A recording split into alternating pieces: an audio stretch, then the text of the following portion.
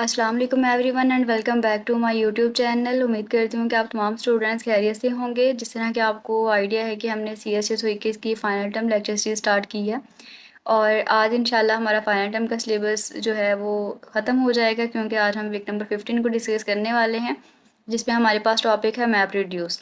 तो स्टार्ट करते हैं। सबसे पहले इसकी छोटी सी डेफिनेशन दी गई है, व्हाट इज़ मैप रिड्यूस। तो मैप रिड्यूस बेसिकली एक सॉफ्टवेयर फ्रेमवर्क होता है जो कि लार्ज डेटा सेट्स में पैरेलल और डिस्ट्रीब्यूटेड कंप्यूटिंग को सपोर्ट करने के लिए यूज़ किया जाता है। ये डेफिनेशन सिर्फ आपने MCQs के लिए प्रिपेयर करनी है, क्योंकि इसमें से 2 से 3 MCQs बन जाते हैं कि मैप रिड्यूस क्या है या फिर ये किसको सपोर्ट करता है और कहाँ पे सपोर्ट करता है। तो मैप रिड्यूस एक सॉफ्टवेयर फ्रेमवर्क होता है जो कि लार्ज डेटा सेट्स में पैरेलल और डिस्ट्रीब्यूटेड कंप्यूटिंग को सपोर्ट करने के लिए यूज़ किया जाता है। उसके बाद मज़ीद यहाँ पे इसके बारे में इंट्रोडक्शन वगैरह दिया गया है कि ये स्केलेबिलिटी वगैरह प्रोवाइड करता है, फॉल्ट टॉलरेंस के लिए यूज़ किया जाता है और एक दिन में 200 पेटाबाइट्स को प्रोसेस कर सकता है। और कहाँ पे यूज़ हो सकता है, याहू पे, फेसबुक पे और अमेज़ॉन पे। इसके बाद मज़ीद यहाँ अलग से भी बताया गया है कि मैप रिड्यूस को आप कहाँ पे यूज़ कर सकते हैं। ये MCQs के लिए इंपॉर्टेंट है कि आप इसे गूगल पे यूज़ कर सकते हैं, फेसबुक के लिए यूज़ कर सकते हैं, इसके अलावा आप याहू के लिए भी इसको यूज़ कर सकते हैं। मज़ीद इसकी कुछ टाइप्स वगैरह बताई गई हैं, बट सिर्फ आपने इनके नाम ही प्रिपेयर करने हैं। उसके बाद अगला क्वेश्चन ये है कि हाउ मैप रिड्यूस वर्क, यानी कि ये वर्क किस तरह से करता है या इसके फेजेस कितने हैं। ये 2 तरह से क्वेश्चन पूछा जाता है। एक तरह से इस तरह पूछा जाता है कि मैप रिड्यूस वर्क किस तरह से करता है, और दूसरा घुमा फिरा के पूछ लेते हैं कि मैप रिड्यूस में कितने फेजेस हैं और कौन कौन से हैं। तो उसके 3 फेजेस होते हैं, मैप करना, सॉर्ट करना और रिड्यूस करना। उसके बाद यहाँ पे मैप रिड्यूस से डिज़ाइन गोल्स वगैरह बताए गए हैं कि उसको डिज़ाइन करने का मकसद क्या है। तो उसको डिज़ाइन करने का मकसद स्केलेबिलिटी है और कॉस्ट एफिशिएंसी है, यानी कि लार्ज डेटा वॉल्यूम में स्केलेबल रखने के लिए इसको डिज़ाइन किया जाता है। और इसके अलावा इसमें कॉस्ट एफिशिएंसी होती है, यानी कि कमोडिटी मशीन और नेटवर्क यूज़ होते हैं। ये चीप तो होते हैं बट रिलायबल नहीं होते। उसके बाद यहाँ से हमारे पास अगला टॉपिक स्टार्ट हो रहा है, व्हाट इज़ हडूप। तो हडूप जो है वो एक ओपन सोर्स प्लेटफॉर्म होता है जो कि लार्ज डेटा की डिस्ट्रीब्यूटेड प्रोसेसिंग के लिए यूज़ किया जाता है। और इसके अलावा हडूप जो है वो एक सिंप्लीफाइड प्रोग्रामिंग मॉडल भी है जो कि डिस्ट्रीब्यूटेड एल्गोरिथम को ईजी रखता है, यानी कि उन्हें लिखने का काम आसान बना देता है। उसके बाद यहाँ इसके कुछ की फंक्शंस वगैरह बताए गए हैं, यानी कि उसके जो बेसिक फंक्शंस हैं, ये इंपॉर्टेंट है शॉर्ट क्वेश्चन के लिए। हडूप के की फंक्शंस या बेसिक फंक्शंस पूछे जाते हैं। तो इसका पहला फंक्शन ये होता है कि डेटा एंड प्रोसेसिंग को मुख्तलिफ मशीन पे डिस्ट्रीब्यूट करने के लिए यूज़ किया जाता है और इसके अलावा क्लस्टर को मैनेज करने के लिए भी यूज़ किया जाता है। उसके बाद यहाँ पे हडूप की स्केलेबिलिटी वगैरह बता दी गई है। तो हडूप जो है वो मैसिव स्केलेबिलिटी को रीच कर सकता है, लेकिन किस तरह से कर सकता है, by exploiting a simple distribution architecture and coordination model, यानी कि डिस्ट्रीब्यूशन जो आर्किटेक्चर होते हैं और कोऑर्डिनेशन मॉडल होते हैं, इन्हें एक्सप्लॉइट करते हैं वो मैसिव स्केलेबिलिटी को हासिल कर सकता है। इसके अलावा यहाँ पे ये बताया गया है कि अगर हम 1000 CPU मशीन को एक साथ यूज़ करें और इसके मुकाबले में 1000 सिंगल CPU हों या फिर 250 क्वाड कोर मशीन्स हो, तो वो जो काम है वो एक्सपेंसिव नहीं होगा, बल्कि 1000 CPU को यूज़ करना एक्सपेंसिव होगा। यानी कि ये सिर्फ MCQs की बातें बताई गई हैं, कॉन्सेप्ट्स की बातें बताई गई हैं, ताकि आप एक बार पढ़ लें और आपके कॉन्सेप्ट्स क्लियर हो जाएँ। उसके बाद यहाँ पे हडूप कंपोनेंट्स के बारे में बताया गया है। सबसे पहले यहाँ पे एक एब्रीवेशन इंपॉर्टेंट है, क्योंकि आने वाली स्लाइड्स में आप बहुत वाइडली इस वर्ड को देखेंगे। HDFS stands for Hadoop distributed file system. ये क्लस्टर पे फाइल सिस्टम की एब्स्ट्रैक्शन प्रोवाइड करता है। इसके अलावा लार्ज अमाउंट ऑफ डेटा को स्टोर करने के लिए यूज़ किया जाता है। इसके बाद मैप रिड्यूस है। मैप रिड्यूस को हमने स्लाइड नंबर 1 में भी देखा है। ये एक सिंपल प्रोग्रामिंग मॉडल ही होता है जो कि डेटा प्रोसेसिंग प्रोग्राम्स को पैरेलल एग्जीक्यूट करता है और ये डेटा के करीबी प्रोसेसिंग परफॉर्म करता है, यानी कि एग्जीक्यूशन जो है वो डेटा के करीब ही परफॉर्म करेगा। उसके बाद यहाँ पे नटशेल के बारे में बताया गया है कि नटशेल में क्या होगा कि HDFS जो है वो डेटा को क्लस्टर पे प्लेस करेगा और मैप रिड्यूस जो है उस डेटा पे वर्किंग स्टार्ट करेगा, यानी कि प्रोसेसिंग करेगा। उसके बाद यहाँ पे हडूप प्रिंसिपल के बारे में बताया गया है, और जिस तरह की आपको यहाँ पे फिगर में बताया भी गया है कि एक बड़ा डेटा होता है और उसे ब्लॉक्स की फॉर्म में तोड़ दिया जाता है, यानी कि हर ब्लॉक जो है वो अलग प्लेस कर दिया जाएगा और हर ब्लॉक को बाद में अलग से प्रोसेस किया जाएगा। यही हडूप प्रिंसिपल कहलाता है। उसके बाद हडूप गुड्स एंड बैड के बारे में बताया गया है कि किसके लिए अच्छा है और किसके लिए अच्छा नहीं है। तो अगर तो बिग साइज़ का डेटा है और उसमें कुछ टास्क ऐसे जो बार बार रिपीट हो रहे हैं, तो उसके लिए अच्छा है कि आप हडूप को यूज़ करें। लेकिन अगर रिलेशनल डेटाबेस मैनेजमेंट सिस्टम जो है वो रिप्लेस हो रहा है और कम्प्लेक्स प्रोसेसिंग की ज़रूरत है या फिर कुछ ज़्यादा ही फेजेस वगैरह हैं, इटरेशन वगैरह हैं, तो फिर इसके लिए अच्छा नहीं है कि आप इसे यूज़ करें, यानी कि उसके लिए बैड होगा। उसके बाद GFS के बारे में बताया गया है। सबसे पहले इसकी थोड़ी सी हिस्ट्री वगैरह बता दी गई है कि GFS जो है वो सबसे पहले गूगल के सर्च इंजन के लिए फंडामेंटल स्टोरेज के तौर पे बिल्ड किया गया था, डेवलप किया गया था, बनाया गया था। लेकिन जब वेब से क्रॉल किया गया डेटा बहुत ज़्यादा तादाद में हो गया, यानी कि बहुत ज़्यादा अमाउंट में स्टोर होने लगा, तो बाद में एक डिस्ट्रीब्यूटेड फाइल सिस्टम की ज़रूरत पड़ी। अब जो आपके पास GFS है वो एक डिस्ट्रीब्यूटेड फाइल सिस्टम है जो कि मैसिव और यानी कि चीप और अनरिलायबल कंप्यूटर्स पर भी डेटा को सिक्योरली तौर पे स्टोर करने के लिए यूज़ किया जाता है। तो ये यहाँ पे इसकी हिस्ट्री भी बताई गई। इसके अलावा ये बताया गया है कि जीएफएस जो है वो एक डिस्ट्रीब्यूटेड फाइल सिस्टम है जो कि सस्ते और अनरिलायबल कंप्यूटर्स पर भी डेटा को सिक्योरली स्टोर कर सकता है। उसके बाद यहाँ पे बताया गया है कि वाई जीएफएस यानी कि इसे क्यों यूज़ किया जाता है। इसके जो रीज़न्स हैं वो सिर्फ आपने इस तरह पॉइंट्स के फॉर्म में याद करनी है। कंपोनेंट्स फेलियर की वजह से अगर डेटा की फाइल जो हैं यानी कि बहुत ज़्यादा बड़ी हैं फिर आप इसे यूज़ कर सकते हैं, और म्यूटेशंस वगैरह हो रही हैं या फिर कोड डिज़ाइनिंग गैप से या फाइल सिस्टम में आप इसे यूज़ कर सकते हैं। सिर्फ आपने पॉइंट्स के फॉर्म में प्रिपेयर करना है। वैसे ये पेपर में आता नहीं है, लेकिन अगर आ जाए तो सिर्फ आपने इन्हें पॉइंट्स के फॉर्म में ही प्रिपेयर करना है। उसके बाद यहाँ पे डिज़ाइन असम्पशंस वगैरह बताई गई हैं, यानी कि डिज़ाइन की असम्पशंस क्या होती हैं। तो इसमें सिस्टम के जो कंपोनेंट्स फेलियर होते हैं उन्हें मॉनिटर करना और रिकवर करने का काम किया जाता है। इसके अलावा इसमें लार्ज नंबर ऑफ़ फाइल्स को मॉडलिस्ट किया जाता है और वर्कलोड जो है वो लार्ज स्ट्रीमिंग रीड भी हो सकता है और स्मॉल रैंडम रीड भी हो सकता है, और इसमें बहुत ज़्यादा सिक्वेंशियल राइट्स भी होती हैं। इसके अलावा कंकरेंसी सिस्टम के लिए इसमें मैट्रिक्स की ज़रूरत पड़ती है और लो लेटेंसी की निस्बत जो हाई सस्टेंड बैंडविड्थ है उन्हें ज़्यादा तरजीह दी जाती है। तो ये डिज़ाइन असम्पशंस वगैरह हैं आपको गिवन यहाँ पे। उसके बाद ये वाला जो इसका इंटरफेस है ना, ये ज़्यादा इंपॉर्टेंट है, यानी कि इसके जो इंटरफेसेस हैं वो दो तरह के होते हैं, फैमिलियर भी हो सकता है और नॉवल भी हो सकता है। अगर फैमिलियर होगा तो उसमें क्या चीज़ें इंक्लूड हैं, अगर नॉवल है तो उसमें क्या चीज़ें इंक्लूड हैं, मोस्ट इंपॉर्टेंट एमसीक्यूज़ हैं। फैमिलियर होगा तो उसमें create, relate, open, close, read and right के ऑपरेशंस वगैरह परफॉर्म होंगे, लेकिन अगर नॉवल में होगा तो उसमें स्नैपशॉट होगा, लो कॉस्ट होगी, रिकॉर्ड एंड अपेंड वगैरह आ सकता है। तो ये एमसीक्यूज़ के हवाले से इंपॉर्टेंट है। इसके अलावा आपको ऑप्शंस गिवन होंगे और इस तरह पूछा जा सकता है कि ये कौन सा इंटरफेस है। उसके बाद यहाँ पे जीएफएस आर्किटेक्चर स्टार्ट हो रहे हैं। सबसे पहले मास्टर की बात करेंगे। मास्टर भी इसका एक आर्किटेक्चर है और यहाँ पे इसके फंक्शंस वगैरह बताए गए हैं कि मास्टर जो है वो ऑल मेटा डेटा को स्टोर करता है, लेकिन यहाँ पे क्वेश्चन ये अर्ज होता है कि व्हाट इज़ मेटा डेटा।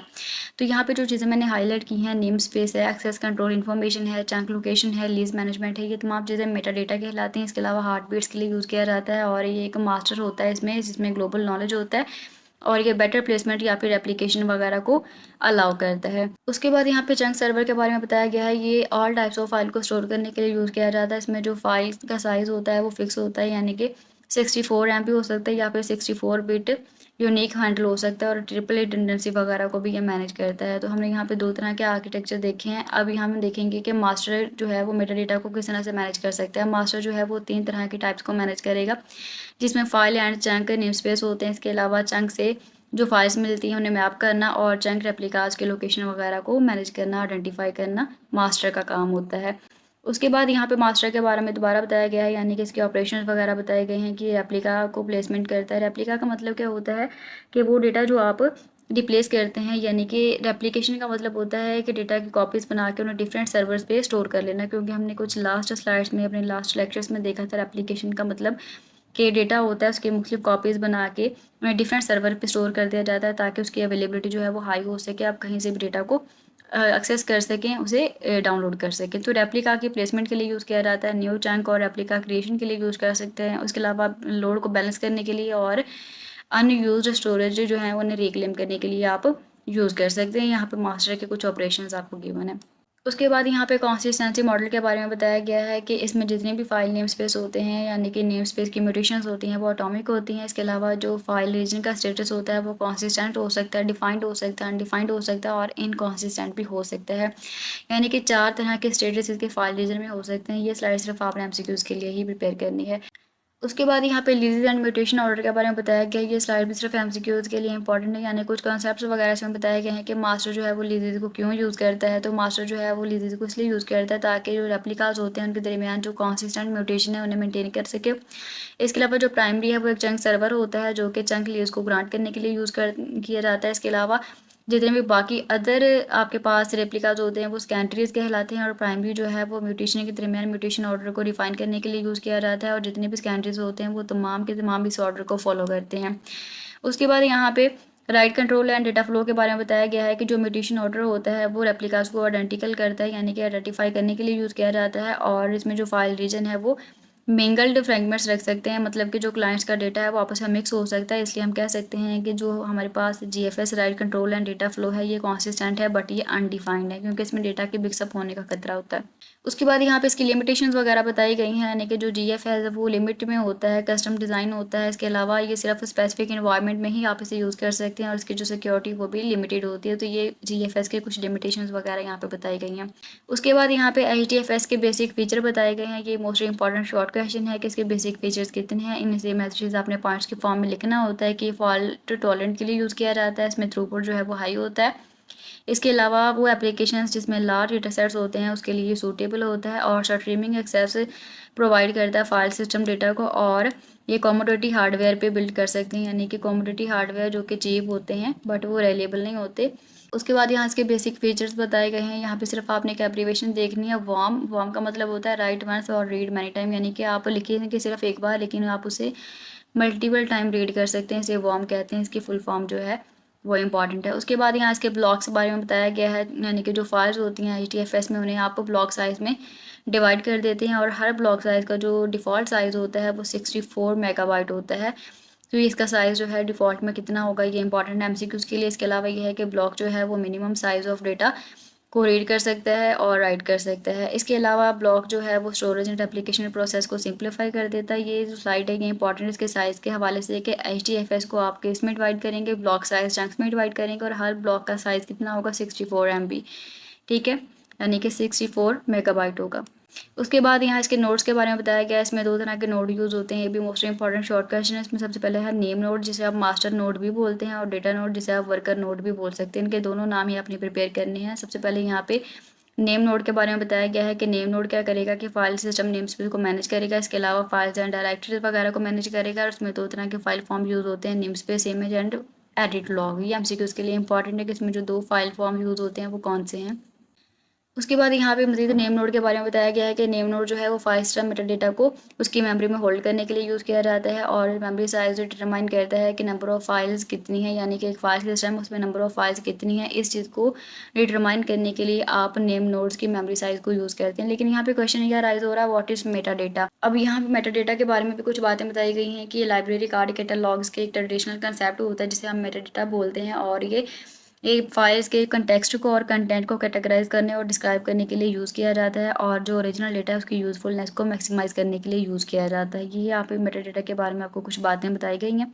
उसके बाद ये 2 तरह के होते हैं, स्ट्रक्चरल मेटाडेटा और डिस्क्रिप्टिव, ठीक है। स्ट्रक्चरल का मतलब क्या होता है, जिस तरह के नाम से ज़ाहिर है, स्ट्रक्चर को डिफाइन करना, यानी कि इसमें स्ट्रक्चर का डिज़ाइन देखा जाता है, उसकी स्पेसिफिकेशन वगैरह देखी जाती हैं। डिस्क्रिप्टिव का मतलब होता है डिस्क्रिप्शन देखना, ठीक है।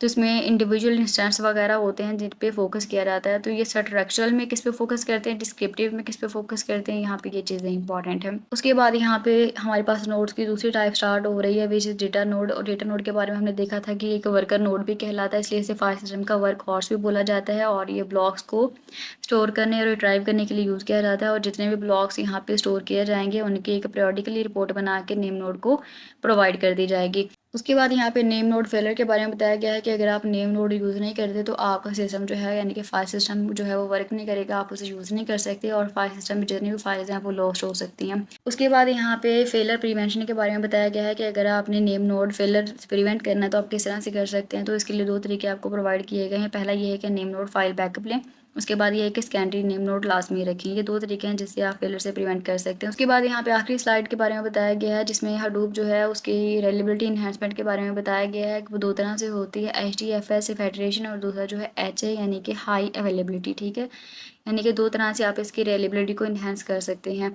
तो यहाँ तक हमारा जो फाइनल टर्म का सिलेबस है वो अल्हम्दुलिल्लाह कंप्लीट हो चुका है। मुझे उम्मीद है कि लेक्चर सीरीज आपको पसंद आई होगी। अगर वीडियोस पसंद आई हो तो लाइक लाजमी करें, एंड एक अच्छा सा फीडबैक भी लाजमी दें, एंड अपने फ्रेंड्स के साथ भी शेयर करें ताकि वो भी अपनी फाइनल टर्म की तैयारी कंप्लीट कर सकें। फिर मिलेंगे इंशाल्लाह किसी और सीरीज़ में, तब तक के लिए अपना ख्याल रखिएगा। अल्लाह हाफिज़।